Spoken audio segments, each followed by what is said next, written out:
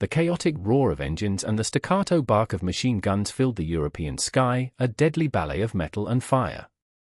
Amidst the swirling dogfights, a peculiar sight unfolded, an American P-51 Mustang, not soaring with defiant grace, but plunging, inverted, towards an unsuspecting enemy Messerschmitt. Why would a pilot willingly flip his aircraft upside down in the middle of a war zone, deliberately courting disaster? It was a maneuver that defied every textbook, every instinct of survival, yet it marked the turning point for many Allied aces, doubling their kill counts and baffling the enemy. This wasn't merely reckless abandon, it was a calculated, desperate gamble, born from the mind of one man, Captain Jack Turner. Jack Turner was a name whispered with a mixture of awe and exasperation throughout the squadron. He was undeniably one of the finest pilots, his hands seemingly extensions of the aircraft's controls, capable of feats that left others grounded in disbelief. Yet, there was a restless, almost haunted quality to him, a shadow that clung to his eyes even in moments of triumph. The cockpit was his sanctuary, the only place where the ghosts of his past seemed to recede, replaced by the immediate, visceral demands of combat. It wasn't just skill that set him apart, it was an innate, almost rebellious spirit, a refusal to accept limitations, either those imposed by gravity or by conventional wisdom. Stationed in an active theater, every flight was a dance with death, and Jack sought new steps. His mind, perpetually analyzing, perpetually experimenting, began to toy with a dangerous idea. What if flying inverted, traditionally a sign of disorientation or imminent doom, could be harnessed? What if it offered an unseen advantage? His initial forays into this unorthodox technique were met with immediate opposition. During a routine training sortie, he briefly flipped his Mustang, startling his wingman, Lieutenant Miller, who immediately veered away, convinced Jack had lost his mind. Miller, a staunch adherent to established flight doctrine, later confronted Jack on the ground, his face pale with a genuine mix of fear and anger. "Turner, what in God's name was that? You trying to get yourself killed? Or worse, me?" Jack, ever calm, merely offered a cryptic smile. "Just exploring the boundaries, Miller. There's more to these birds than they teach us in basic." But his peers weren't smiling. They saw only recklessness, a disregard for the sacred tenets of air combat that had been etched into their very souls. Even his immediate superior, Major Thompson, a man who respected Jack's abilities, issued a stern warning. "Turner, your talent is undeniable. But this experimental flying, it's a liability. We fight a war, not a stunt show. Stick to what works, son, or you'll find yourself grounded, or worse, in a ditch." The ridicule started subtly, snickers in the mess hall, knowing glances when he walked by. Some called him Upside-Down Jack, a moniker meant to mock, but which he wore with a strange, quiet dignity. He was challenging established dogma, and the military, particularly in wartime, did not take kindly to such dissent. His early attempts, often performed in secret during longer reconnaissance flights, were crude, unrefined. He struggled with control, the unfamiliar sensation of being suspended by his belt, the earth rushing upwards. But he persisted, driven by an unshakable conviction that there was something profound, something game-changing, hidden within this seemingly suicidal maneuver. He knew that the traditional tactics, while effective to a point, were becoming predictable. The enemy was adapting, learning their patterns, exploiting their weaknesses. A new approach was desperately needed, and Jack believed he had found it, even if no one else could see past the apparent madness. The fear of being shot down, the constant proximity to death, stoked his innovative spirit rather than stifling it. He wasn't just flying to survive, he was flying to change the way they fought, convinced that the unconventional was their only path to true dominance in the skies. Every inverted turn, every dizzying flip, was a silent rebellion against the limitations imposed by orthodoxy, a desperate search for an edge in a war that swallowed men whole. The whispers of his colleagues, the warnings from his superiors, only fueled his resolve. He wasn't just challenging them, he was challenging the very nature of aerial warfare. Before we delve deeper into Captain Turner's audacious journey and uncover the full story behind his inverted flying techniques, take a moment to hit that subscribe button. We're dedicated to bringing you more untold stories of wartime defiance, innovation, and the extraordinary individuals who shaped history. Give us a like if you're ready for more heroes like Jack, and let us know in the comments what other historical mysteries you want us to unravel. Your support helps us share these incredible tales. Jack's insistence on the inverted flying technique, despite the warnings and ridicule, only hardened. He spent hours in intense, solitary thought, sketching diagrams on napkins in the officers' mess, his brow furrowed in concentration. He began to articulate its tactical advantages with increasing precision, though his audience remained stubbornly unconvinced. The horizon, he'd explain, his voice low and earnest, is fundamentally altered. The visual perspective shifts, offering unparalleled views of an enemy below, or opportunities to disappear against the ground in a way conventional flight can't. And the attack angles, gentlemen, are utterly unique. An inverted dive, a reverse Immelmann, they create vectors the enemy simply isn't trained to anticipate. His explanations, however logical to his own mind, were consistently dismissed as the ravings of a madman or, at best, a supremely reckless pilot. His superiors, particularly Colonel Davies, were growing increasingly impatient. Colonel Davies, a man whose career was built on strict adherence to established protocols and a meticulously maintained chain of command, viewed Turner's antics with a mixture of exasperation and genuine concern. Davies was a decorated officer, a veteran of earlier campaigns, who valued discipline above all else. He represented the institutional resistance, the unyielding fortress of tradition against which Jack Turner was so vehemently pushing. To Davies, Turner wasn't an innovator, he was a loose cannon, a dangerous variable that threatened the cohesion and safety of the entire squadron. Captain Turner, Davies had boomed during one particularly heated debrief, his voice echoing in the small office, your continued disregard for established flight procedures is becoming a liability. We operate as a unit, a precise instrument of war. Your individual's experiments then endanger not only yourself but every man flying beside you. This is an order, Captain. Desist from these inverted maneuvers immediately or face full disciplinary action. The threat of disciplinary action hung heavy in the air, a visible cloud over Jack's already isolated existence. He understood the gravity of Davies' words, knew the consequences could mean grounding, court-martial, an abrupt end to his combat career. Yet, a stubborn, unyielding conviction burned within him. He attempted to prove his theory in controlled training exercises, hoping to demonstrate the practical benefits without directly violating Davies' order by performing extreme combat-like maneuvers. He'd showcase the enhanced visibility during an inverted pass over a mock ground target, or the tight turning radius achieved while upside down. But even under these carefully managed conditions, the results were inconclusive to the skeptical eyes watching.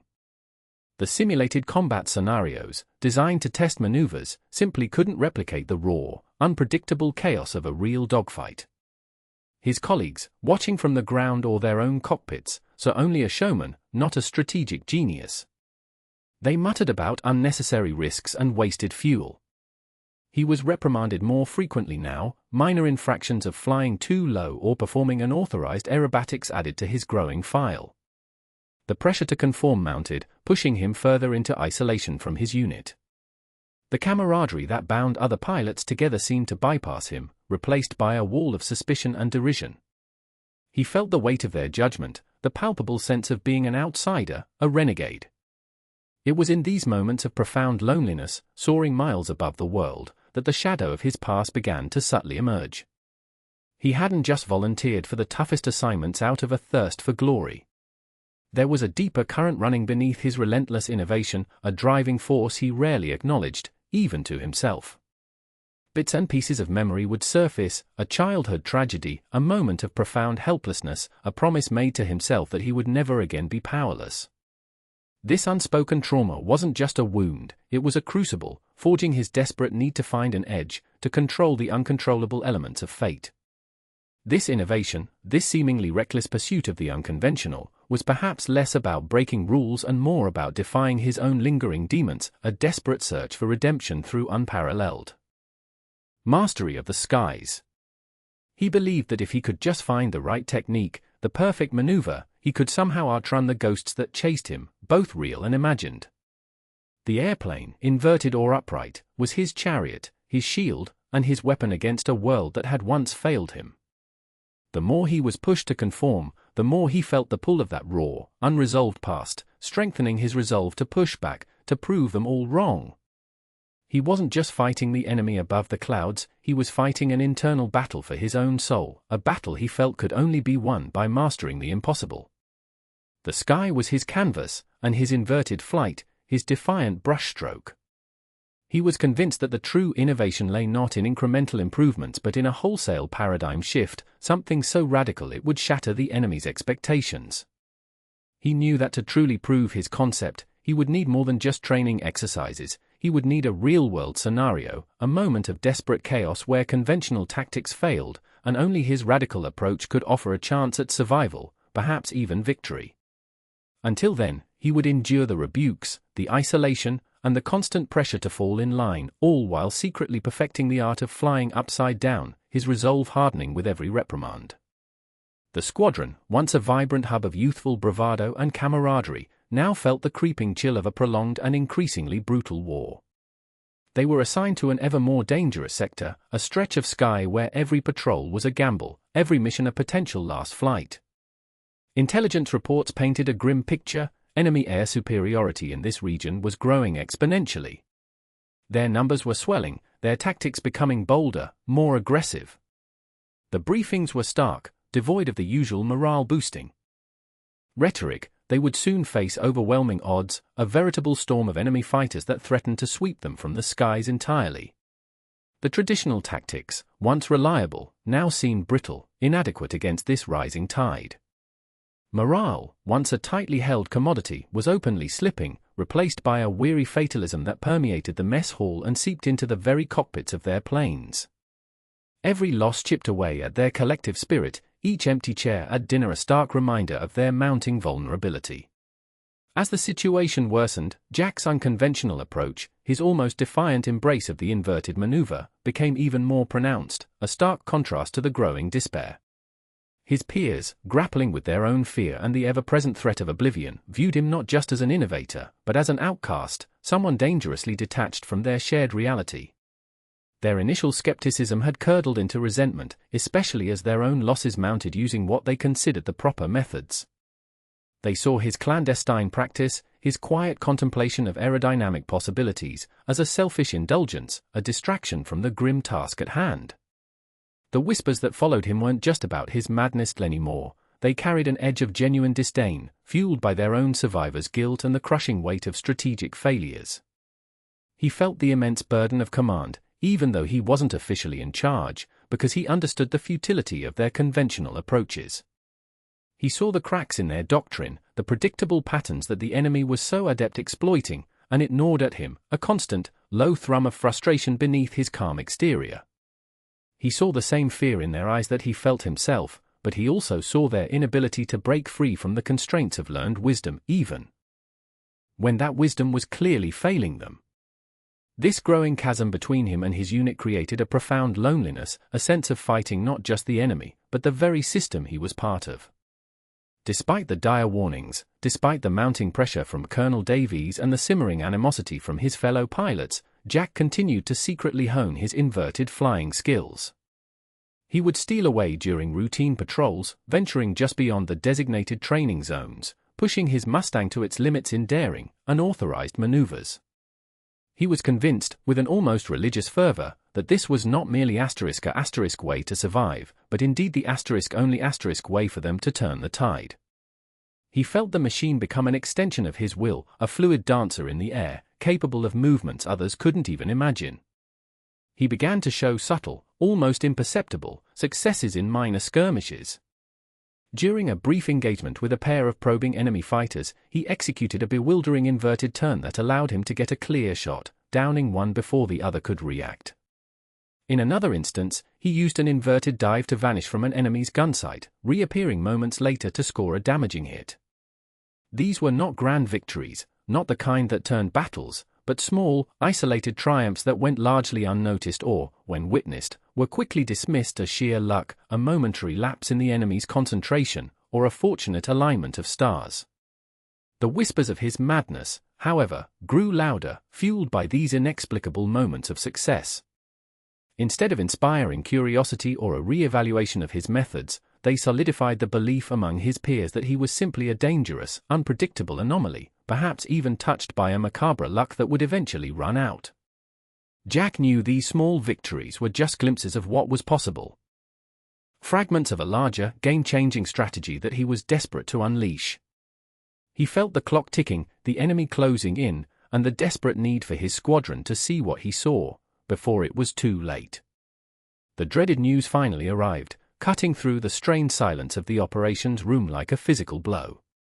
A massive enemy air raid had been detected, a vast armada of bombers and escort fighters, far outnumbering the squadron's defensive capabilities. Colonel Davies, his face grim and etched with the weight of command, scanned the grim-faced pilots before him. Every fiber of his being screamed against it, but there was no other choice. He was forced to deploy all available fighters, every single precious aircraft, including Turner's unit, into what everyone instinctively knew was meant to be a suicide mission. The sheer number of enemy planes meant conventional defense was impossible. It would be a desperate, last-ditch stand, a sacrifice to buy time, nothing more. A collective sigh, heavy with resignation, swept through the room. Jack felt a cold dread, but beneath it, a familiar surge of adrenaline, a warrior's grim acceptance of the inevitable. This was the moment, the crucible he had unknowingly prepared for. The sky, once a brilliant expanse of blue, erupted into an inferno. The moment the Allied fighters engaged, the air became a maelstrom of screaming engines, tracer fire, and exploding metal. It was chaos incarnate. Our boys, outnumbered and outgunned, were quickly overwhelmed. Their formations shattered almost instantly.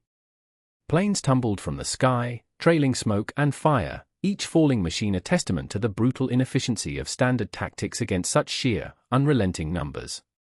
The enemy, flying in tight, aggressive formations, pressed their advantage relentlessly. Allied pilots, trained to engage in disciplined, coordinated attacks, found their strategies rendered useless by the sheer volume of targets and the relentless, swarming aggression of the enemy. The radio channels were filled with desperate cries for help, frantic warnings, and then chilling silence as one after another, the voices of comrades were extinguished. Jack saw Miller's plane, usually so precise, caught in a deadly crossfire, spiraling away into the distant haze. The sight sent a fresh wave of despair and fury through him. He was in the thick of it, weaving and dodging, his Mustang a tiny, agile speck amidst the maelstrom. Every conventional maneuver he attempted felt sluggish, predictable, easily countered by the relentless enemy. He saw his comrades fall, one after another, their bravery matched only by the futility of their efforts using the methods they had been taught. Desperation clawed at his throat. The tactical books, the rigid doctrines, the very rules of engagement that Colonel Davies so fiercely upheld, were proving inadequate. They were being slaughtered, not because they lacked skill or courage, but because their approach was simply not designed for this kind of overwhelming, brutal slaughter. A flicker of memory crossed his mind, a fleeting image of his own daring practice runs, the feeling of exhilaration mixed with terror as he pushed his plane into unnatural attitudes. This wasn't a training exercise. This was the real thing. This was the moment of truth. His own wingman was hit, a burst of cannon fire tearing through the fuselage, and the plane lurched violently before breaking apart. The enemy fighter, a sleek, menacing Messerschmitt, peeled away, its pilot undoubtedly searching for his next victim. It was then, seeing the sheer, unadulterated failure of everything he had been taught, everything he had practiced with his squadron, that Jack made a split-second decision. It was a choice born of desperation, of a primal need to survive, to fight back against the overwhelming tide of death. His hands, acting almost independently of his conscious thought, gripped the stick. Defying all orders, defying convention, defying sane judgment and the very laws of aerodynamics as taught, he flipped his plane. The world inverted, the sky became the ground became the sky. He was upside down. The Mustang, responding with an unexpected grace, executed the maneuver perfectly. For a moment, suspended between two worlds, a strange calm settled over him. The world inverted, the sky became the ground became the sky. He was upside down. The Mustang, responding with an unexpected grace, executed the maneuver perfectly.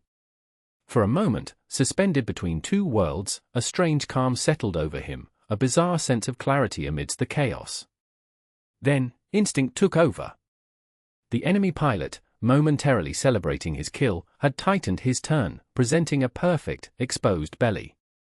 Jack's inverted position, instead of being a disadvantage, became an instant, terrifying weapon.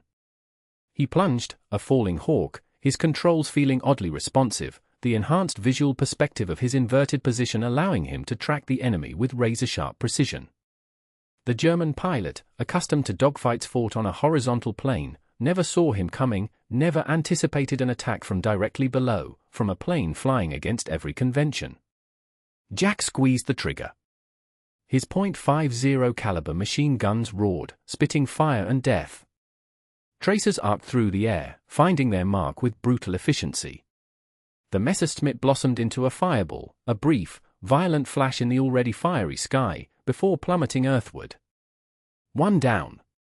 But there were dozens more. The sheer number of enemy planes meant he couldn't savor the victory. He immediately leveraged his new, unconventional advantage. He pulled up, still inverted, performing a tight, dizzying loop that defied the expected physics of aerial combat. Another enemy fighter, caught off guard by his impossible trajectory, found itself perfectly framed in Jack's gunsights. He fired again, another burst, another kill. He was a whirlwind of inverted fury, executing impossible-seeming turns, dives, and climbs, each maneuver a violent ballet that utterly confounded the enemy pilots. His senses were heightened, the roar of the engine, the whine of bullets, the smell of burning fuel, everything was amplified, yet strangely distant. He wasn't just flying, he was dancing with death, each inverted movement an intuitive reaction, a calculated gamble that paid off with startling efficiency. He saw two more Messerschmitts lining up on a struggling P-38 Lightning. Without conscious thought, Jack dropped into an inverted dive, plummeting towards them from an angle they least expected. He swooped beneath the belly of the lead enemy fighter, raking it with fire, then pulled up sharply, still upside down, to catch the second. His kill count was doubling, tripling, in this frantic, exhilarating sequence of defiance. Each victory, however, was fleeting. He knew this was not sustainable, but in that moment, he was an angel of vengeance. High above the ongoing melee, a few scattered Allied pilots, battered and reeling from the initial onslaught, caught glimpses of Jack's impossible acrobatics. A Spitfire pilot, barely keeping his damaged plane aloft, watched in disbelief as a Mustang peeled away from a dogfight, flipped clean over, and then, while inverted, executed a perfect, diving attack that shredded an enemy bomber. The sheer audacity, the blatant disregard for every flight manual, was momentarily stunning. Confusion, then a flicker of desperate hope, mixed with awe, began to ripple through the scattered Allied forces. One young pilot, witnessing Jack down his third enemy in as many minutes from an inverted position, hesitated for a split second. His own plane was in dire straits, an enemy on his tail. Out of pure, primal desperation, perhaps a subconscious mimicry of the impossible he had just witnessed, he yanked his stick back, rolled his plane, and for a terrifying second, found himself upside down. The world spun. His stomach lurched. But then, to his utter astonishment, the pursuing enemy pilot, caught off guard by the unexpected maneuver, overshot him. It wasn't the precise, deadly execution of Turner, but it created just enough confusion, just enough of a break in the enemy's relentless assault, to give him a precious window of opportunity to escape. A small number of others, equally desperate, equally awestruck, began to tentatively mimic Jack's actions. Not with his mastery, not with his precision, but the sheer act of inverting, of presenting an unexpected profile, created ripples of confusion among the enemy. The German and Italian pilots, trained in rigid, structured air combat, were simply unprepared for such utterly unconventional threats. They were suddenly facing a small, rogue contingent of Allied fighters performing chaotic, unpredictable, and seemingly suicidal maneuvers. This momentary tactical disruption, this sudden breach of combat etiquette, created a small, vital window of opportunity for the beleaguered squadron, a chance to regroup, to breathe, to fight back with something other than sheer, bloody desperation. The tide, for a fleeting, precious moment, seemed to turn, a testament to the single-handed, defiant genius of Captain Jack Turner. But this sudden, dazzling glory came at a profound personal cost. Jack was pushing himself and his machine to the absolute limit, beyond any reasonable expectation. His body screamed in protest against the G-forces, the constant strain of inverted flight, the dizzying disorientation that would have crippled any lesser pilot. Blood vessels in his eyes threatened to burst, his vision blurring at the edges. His Mustang, a marvel of engineering, groaned and shuddered, the rivets straining, the engine screaming in protest as he forced it through impossible arcs. The battle was a blur of adrenaline and fear, of desperate evasions and brutal, precise strikes.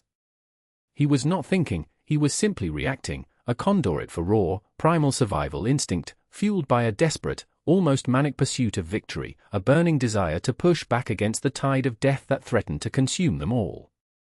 Every fiber of his being was focused on the next kill, the next impossible maneuver, the next moment of defiance against the inevitable. The remaining enemy aircraft, demoralized and scattered by the ferocious, unpredictable counterattack, eventually began to retreat, their formations dissolving into a disordered flight back towards their own lines. The skies, which moments before had been a cacophony of gunfire and roaring engines, now fell into an eerie, ringing silence, broken only by the distant thrum of returning Allied planes and the mournful wail of damaged fighters. The battle was over. The cost was heavy, the squadron was decimated. Many brave pilots would not be coming home. Yet, in the grim tally, it was clear, Turner's actions had undoubtedly prevented a complete annihilation. What began as a suicide mission had, miraculously, been averted from becoming a massacre. Jack landed his Mustang on a pockmarked airstrip, the plane groaning like a wounded beast, its metal skin riddled with bullet holes, oil streaking its fuselage.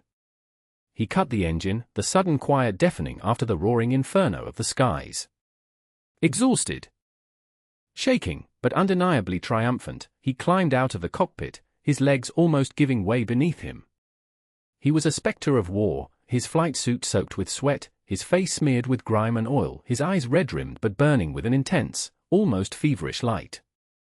He had proven his madness to be not just a whim, but a strategic genius. As he walked towards the makeshift debriefing tent, a strange mixture of reactions met him. Some pilots, those who had witnessed his impossible maneuvers, those who had survived because of his daring, rushed forward, their faces etched with awe and gratitude, hailing him as a hero. Their claps on his shoulder, though painful against his aching muscles, were genuine, heartfelt. But then he saw Colonel Davies, standing apart, his arms crossed over his chest, his jaw set in a rigid line. Davies had witnessed Turner's success, seen the impossible kills, watched the enemy break and run. Yet, he also saw the blatant disregard for orders, the direct defiance of established protocol, the chaos that Turner's innovation, however effective, had introduced. The relief of victory warred with the ingrained discipline that defined Davies' very existence. There was a tense, silent confrontation between them, a battle of wills played out in the weary aftermath of real battle. Davies' eyes, usually so authoritative, were conflicted, reflecting the internal struggle between acknowledging an undeniable tactical win and upholding the sacred tenets of military order. Turner, Davies' voice was low, almost a growl, incapable of fully masking the grudging respect that had begun to creep in. "You saved us today. There's no denying that. But you also disobeyed every standing order, risked court-martial, and threw established doctrine out the window." Jack, too tired to argue, too raw from the fight, simply met Davies' gaze, his own eyes. Holding an unspoken challenge, and look what it achieved. It was a stark highlight of the perennial struggle between innovation and military discipline, a clash between the rigid structure necessary for large-scale operations and the individual brilliance that often emerges from breaking those very rules.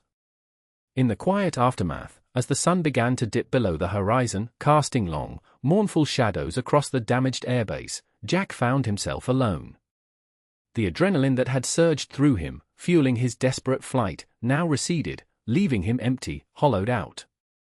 The impossible victory, the improbable survival, began to haunt him in a different way.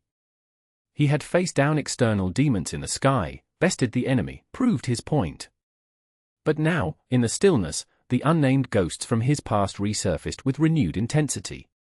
The battle had been a temporary reprieve, a high-stakes distraction that had momentarily silenced the incessant whispers in his mind.